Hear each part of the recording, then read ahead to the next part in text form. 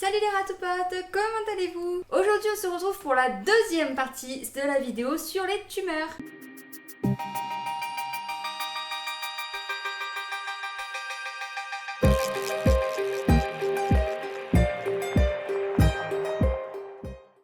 J'espère que la première vidéo vous a plu et surtout qu'elle vous a aidé à y voir un peu plus clair. Dans la première vidéo, on a parlé de ce qu'étaient les tumeurs de façon générale, avec une petite définition que je vais vous redire histoire de vous la remettre en tête. Et on a particulièrement parlé des tumeurs mammaires. Aujourd'hui, on va voir donc les tumeurs dites zimbales. Mais de quoi elles nous parlent? Comme dans la vidéo précédente, je préfère prévenir, il risque d'y avoir des vidéos ou des photos qui peuvent être choquantes ou dérangeantes. Je vais donc les flouter quelques secondes avant de les faire apparaître pour vous laisser le temps de les cacher pour les plus sensibles. S'il vous plaît, si vous savez que vous ne supportez pas ce genre d'image, ne jouez pas les gros durs et restez raisonnable. Ne vous forcez pas. Allez, on commence par un bref petit exposé de ce qu'est une tumeur et je vous expliquerai un peu plus précisément ce que sont les tumeurs zimbales. Les tumeurs, donc je le rappelle, sont un amas de cellules qui dégénèrent, si on veut. On voit deux types de tumeurs, les bénignes qui sont pas trop graves et les malignes qui là le sont un peu plus. Bien sûr, quand on nous annonce tumeur maligne, généralement c'est suivi d'une annonce de cancer. Et donc il faut réagir au plus vite, enlever la tumeur quand c'est possible, faire un traitement, etc. Et malheureusement, rien n'indique que la tumeur ou le cancer ne reviennent jamais. Il faut aussi bien se rendre compte que quand une tumeur est dite bénigne, il faut bien évidemment réagir. Les tumeurs ont tendance à s'installer dans des endroits pas très confort et à grossir encore et encore. Et chez le rat, elles peuvent devenir énorme. Beaucoup de tumeurs mammaires dont je parlais dans la vidéo précédente ont atteint des proportions vraiment gigantesques. Elles sont pas dangereuses en soi pour l'animal, mais peuvent le devenir de par leur taille, parce qu'elles sont envahissantes et peuvent finalement s'infecter si elles ne sont pas traitées. Comme pour les tumeurs malignes, il faut réagir rapidement, les enlever quand c'est possible, et il n'y a malheureusement pas de garantie qu'elles ne reviennent pas. Je vous ai déjà parlé de Pink qui a déjà eu une tumeur mammaire qui s'est fait opérer et stériliser et qui se retrouve malheureusement avec une chaîne de tumeurs qu'on ne peut pas opérer car il y en a beaucoup trop et en fait il faudrait l'ouvrir de part et d'autre de son ventre, ce qui en soi est pas génial parce que un petit peu risqué quand même. Elle a bien évidemment vu un veto, bien sûr, qui est du même avis, c'est-à-dire que l'opérer à son âge et vu la quantité de tumeurs, ce serait beaucoup trop risqué. Et donc, tant qu'il n'y a pas de gêne et qu'elle ne souffre pas, on la laisse tranquille. Mais, à notre grand regret, que ce soit au mien, au ratoufile ou au veto, il existe des tumeurs qui ne se voient pas forcément physiquement, c'est-à-dire que, vu de l'extérieur, on voit pas grand-chose. Et c'est le cas des tumeurs zimbales. Les tumeurs zimbales donc sont des tumeurs qui sont placées dans la glande zimbale. La glande zimbale est située à la base des deux oreilles chez le rat et elle permet la production de sébum dans le canal auditif externe et elle est tout près du tympan. Avec l'âge, ce sébum peut s'épaissir et peut malheureusement faire un bouchon dans l'oreille, ce qui conduit à une sorte d'abcès qui se trouve finalement être malheureusement une tumeur et qui conduit le plus souvent à un cancer. Malheureusement, j'ai trouvé que très peu d'infos en soi sur la glande zimbale, étant donné qu'elle est vraiment spécifique au rat. Peu de monde s'y sont réellement intéressés. On ne connaît pas réellement encore l'utilité de cette glande. Tout ce que je peux vous dire, c'est que chacun il fait des bêtises. T'arrêtes de marcher sur mon ordi, toi? Oui. Tout ce que je peux vous dire, c'est que quand il y a un problème avec, généralement, on le sait trop tard. Quels sont les symptômes de cette tumeur? Il faut savoir que les tumeurs zimbales sont très compliquées à diagnostiquer et surtout à voir. La plupart des vétos non NAC, et donc qui ne connaissent pas vraiment cette tumeur, ne la voient généralement pas et ne savent pas réellement ce que c'est. Attention, je dis surtout pas que les vétos non NAC, donc les vétos classiques, sont nuls et n'y connaissent rien.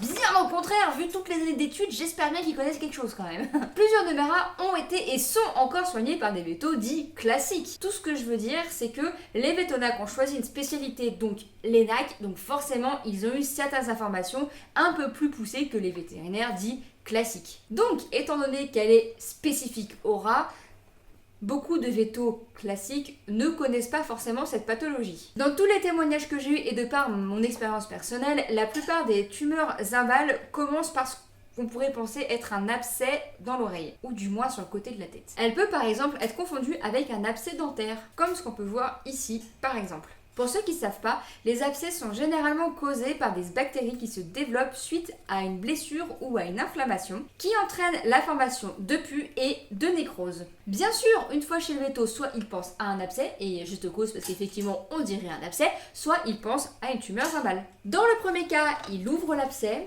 il le draine, donc c'est-à-dire qu'il vide le pus, puis il laisse la plaie ouverte à soigner, bien entendu, le temps qu'elle se résorbe et qu'elle cicatrise. Dans le second cas, il ouvre, il draine et il laisse le temps que ça cicatrise. Mais alors, quelle différence entre l'abcès et la tumeur zimbale? Si c'est un abcès, généralement il se résorbe et finit par guérir tout seul. Même s'il existe bien entendu des abcès qui récidivent plusieurs fois de suite.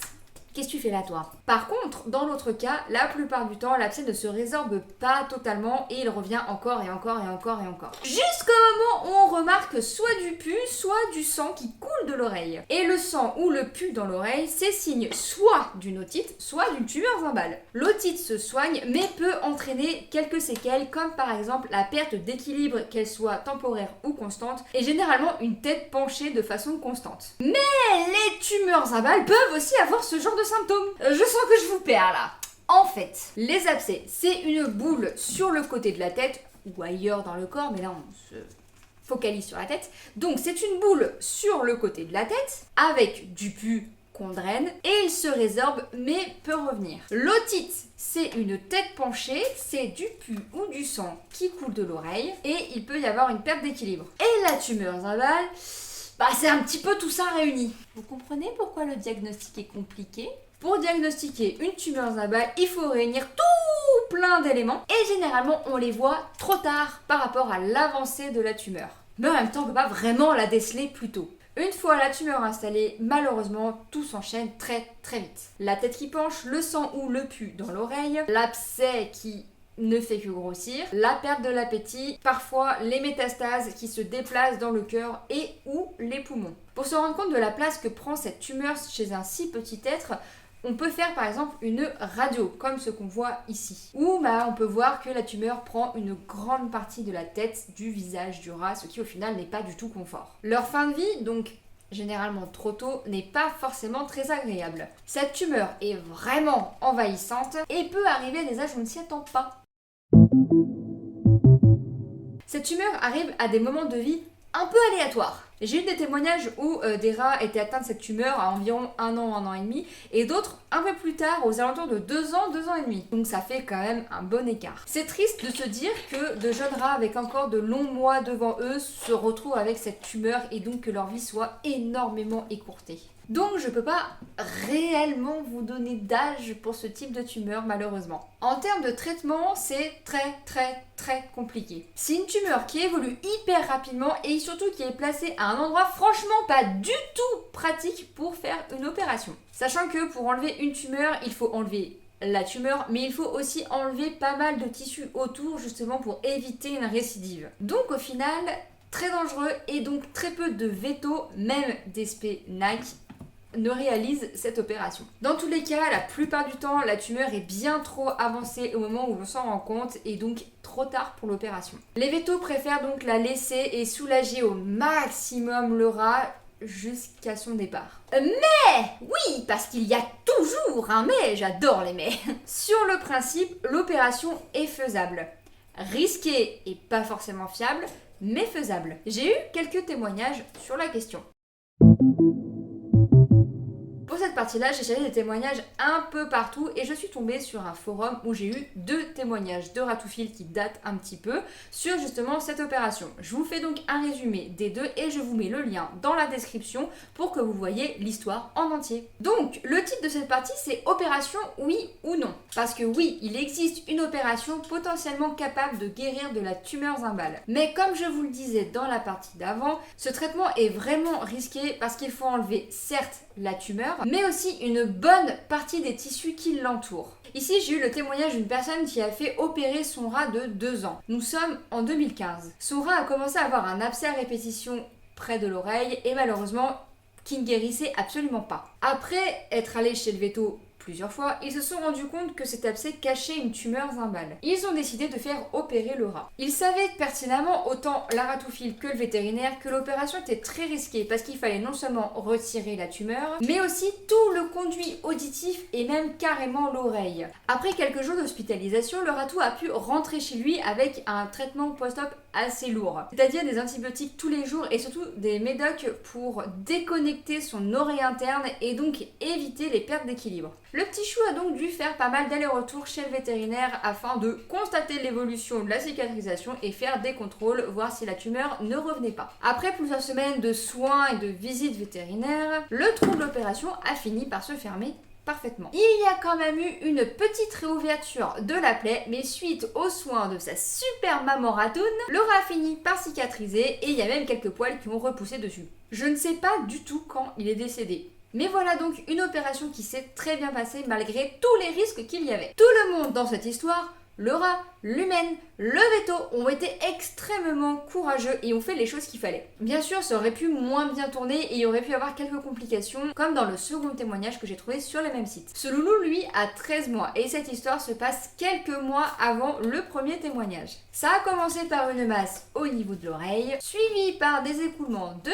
pus et de sang, et le rat restait en forme malgré ça. La ratophile connaissait l'évolution de cette tumeur, ses finalités et les risques qu'elle encourait si elle ne le soignait pas, et aussi par rapport à l'opération. Son vétérinaire a accepté d'opérer le rat et ils lui ont fait quand même passer un scanner pour voir l'étendue des dégâts. Heureusement, aucun os, donc le crâne, n'était touché. Par contre, le tympan, lui, était déjà très endommagé. L'opération a duré environ 2h30 et comme pour le premier témoignage, ils ont tout enlevé, c'est-à-dire la tumeur forcément, le conduit auditif, l'oreille, tout. Comme pour le témoignage d'avant, une grosse veine a été touchée, le rat a failli partir d'une hémorragie pendant l'opération, ce qui en soi est assez courant malheureusement. Mais au final, tout s'est arrangé. L'ouverture apparemment était énorme à cause de la grosseur de la tumeur justement. L'ouverture s'étendait depuis le haut de la mâchoire jusqu'à la base de la colonne vertébrale. Vous imaginez un peu l'étendue de l'ouverture sur un si petit animal? C'est énorme!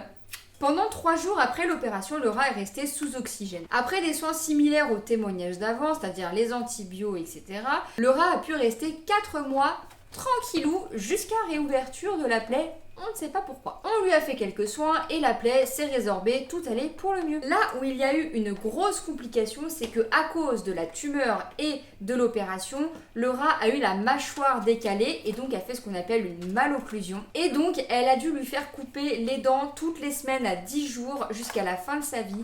Et jusqu'à la fin de sa vie, ce petit ratou a dû manger des croquettes réhydratées, donc c'est-à-dire des croquettes toutes molles, et des purées. Et je sais pas non plus quand ce ratou est décédé. Dans les deux cas, l'opération s'est très bien passée malgré tous les risques. Et dans les deux cas, il n'y a eu aucune récidive de tumeur zimbale. Bien sûr, même si ces deux témoignages montrent que l'opération est un succès, il faut aussi vraiment se rendre compte que cette opération est très dure à réaliser et surtout très risqué. Ici, elles ont eu beaucoup de chance que ça réussisse et surtout que leurs vétos se sentent capables de réaliser cette opération. Comme je le disais, peu de vétos s'en sentent capables et surtout ont les compétences pour. Il arrive aussi des cas où malheureusement la tumeur est bien trop avancée pour faire quoi que ce soit et ça a été mon cas avec Ponk.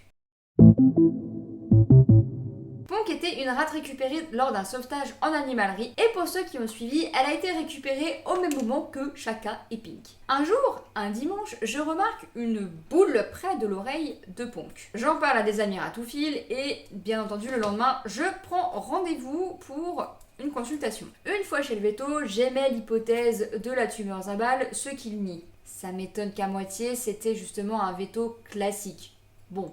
Il me confirme donc un abcès. Il opère donc Ponk de son abcès et me la rend en me donnant une crème à lui passer tous les jours et en me disant qu'il faut continuer à vider l'abcès. Mais voilà, 2 jours après, l'abcès est toujours là et ne fait que grossir et je remarque du pus et du sang s'écouler de l'oreille. J'appelle donc mon veto NAC cette fois-ci, qui je le précise est à l'autre bout de la ville, du coup j'y vais vraiment pour des trucs très spécifiques, qui me donne un rendez-vous avec un autre veto, donc classique, mais dans cette clinique-là, parce que lui, il n'est pas disponible. Une fois sur place, je vois donc un autre veto classique qui me dit qu'effectivement, le pronostic est pas top. Elle embarque Ponk pour demander au veto, justement, NAC son avis, et revient pour me dire qu'effectivement la tumeur zimbale se concrétise. Il faut donc continuer les traitements donnés par l'autre vétérinaire, c'est-à-dire vider l'abcès, mettre la pommade et me donne en plus des antibiotiques, chose que le premier vétérinaire ne m'avait pas donné, à mon grand étonnement d'ailleurs. Je rentre chez moi, nous sommes vendredi. Et ce soir-là,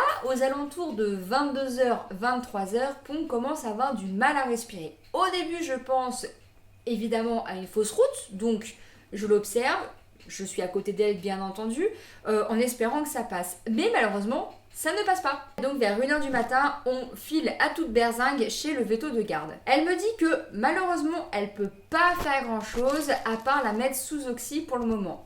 Chose que l'on fait.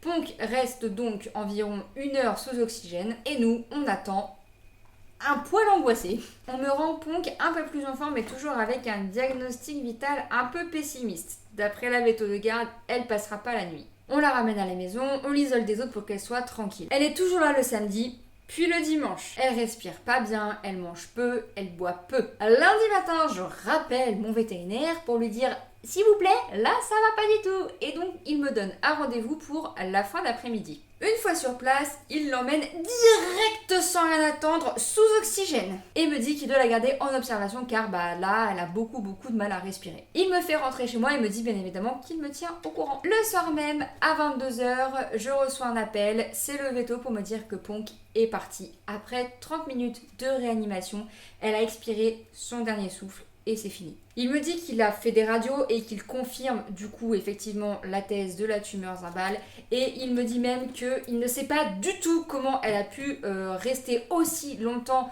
sans arriver à bien respirer étant donné que du liquide où vraiment tous les métastases, il sait pas vraiment, sont en fait descendus dans son cœur, ses poumons. Comme on peut le voir sur la radio, et bien justement on voit rien parce que c'est rempli de liquide, de métastases, on ne sait pas exactement ce que c'était.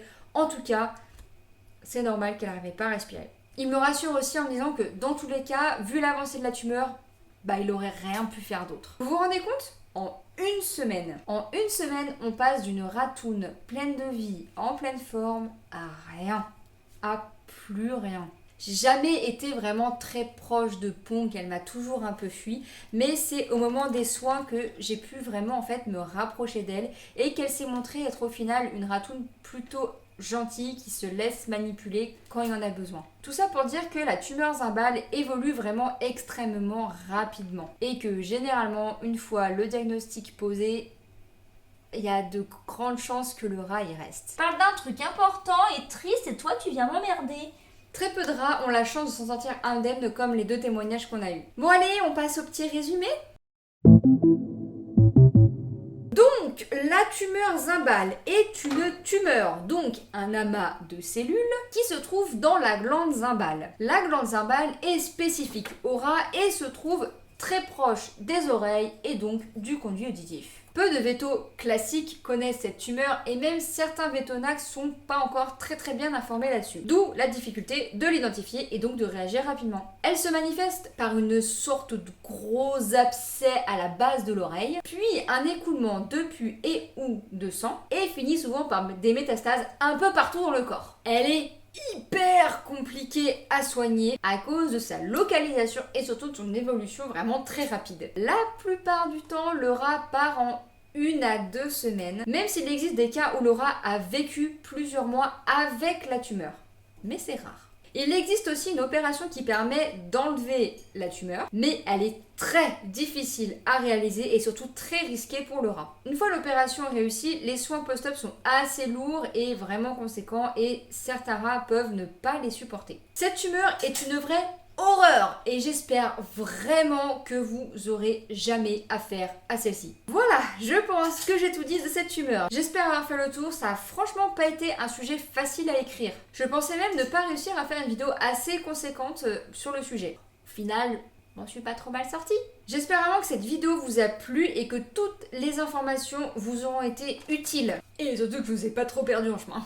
Et voilà, n'hésitez surtout pas à mettre un j'aime ou un commentaire si le cœur vous en dit, et à vous abonner en activant la petite cloche pour ne plus manquer aucune des vidéos. N'hésitez pas non plus à me suivre sur Insta, sur Facebook et la petite nouveauté sur TikTok. Merci à tous d'avoir regardé, je suis seule pour le final, ce sont que des ratous hyper ingrats. Je vous dis à la prochaine dans une autre vidéo. Salut les ratoupotes, bisous. Dans tous les moignages, et aussi de par ma propre expérience, la plupart des... Oh le bug. La plupart des... Eh ben vous saurez jamais. Pour ceux qui savent pas, les abcès... sont... Oh là là. Tu veux pas faire ça genre là, tu te décales d'un carreau. Regarde. Oui. Hop là. Tu veux pas non plus faire les petits clowns. Hein, je vais te mettre un gros pif rouge là. Tu veux pas un gros nez rouge comme les clowns là? Vous dis pas? Là. Pouit. Un gros nez rouge.